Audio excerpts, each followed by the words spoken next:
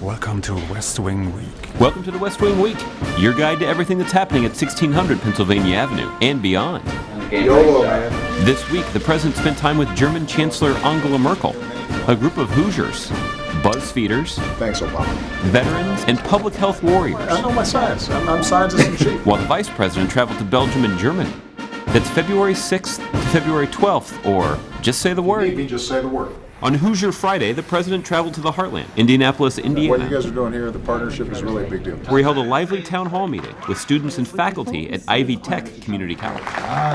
It's a young lady's turn, right here. Meanwhile, the vice president flew east over the Atlantic to Belgium and was soon conducting a whirlwind run of meetings with world leaders, including the presidents of the European Parliament, the European Council, and the Prime Minister of Belgium. Without breaking stride, he then flew to Munich, Germany. On Saturday, the vice president spoke at the Munich Security Conference, with the situation in Ukraine being at the center of his remarks, and then at a trilateral meeting of German Chancellor Angela Merkel and President Petro Poroshenko of Ukraine.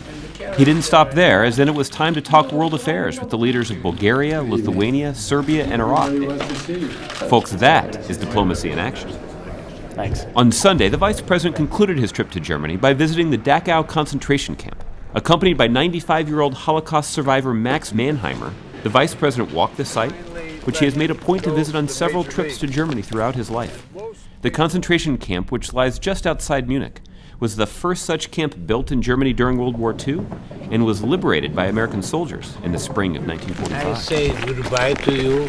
I say that may I embrace you. Amen. Thank you. All the best. All the best. God love you.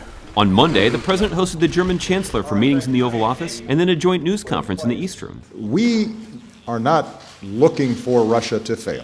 Our preference is for a strong, prosperous, vibrant, confident Russia. On Tuesday, the president sat down for an interview with BuzzFeed On BuzzFeed. How exciting. This is trendy, isn't it? and then filmed a promotional sketch for the Affordable Care Act that's sure to go viral. In the afternoon, the president met with the members of the Congressional Black Caucus. On Wednesday, the president convened in the Roosevelt Room a group of philanthropists supporting the fight against Ebola.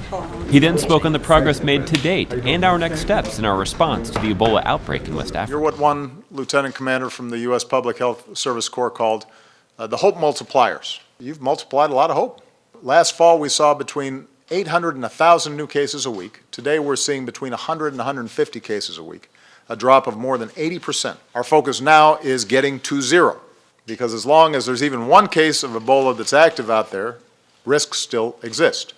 So we're shifting our focus from fighting the epidemic to now extinguishing it. Right upstairs, the vice president was sitting down to talk shop with a variety of YouTube creators, where they discussed ways to engage young people and to spread the word on the importance of signing up for the Affordable Care Act. Okay, here you go. Hi, my name's Joe Biden, Vice President Biden.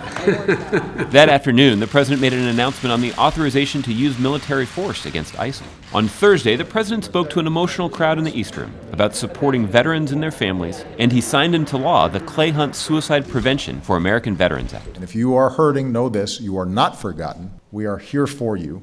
I think of the college student who recently wrote me a letter on Christmas Day. She wrote, "I knew that my dad was still in there somewhere. He's still my father, and I'm still his little girl." And she was writing, she said, to ask for help her father find his way back. So remember, you can find out more about any of these topics and see complete videos of these events at whitehouse.gov. Follow us on YouTube, Twitter, Tumblr, Instagram, and Vine. And thanks so much for checking out this edition of your West Wing Week. I'm trying to figure out how to mispronounce February. Well, let me say it 10 times to really get it seem like it's weird. February. February. Now I'm forgetting how you actually say February. I think that's February 15th. The deadline to sign up for health insurance is February 15th. In many cases, you can get health insurance for less than $100 a month. Just go to healthcare.gov.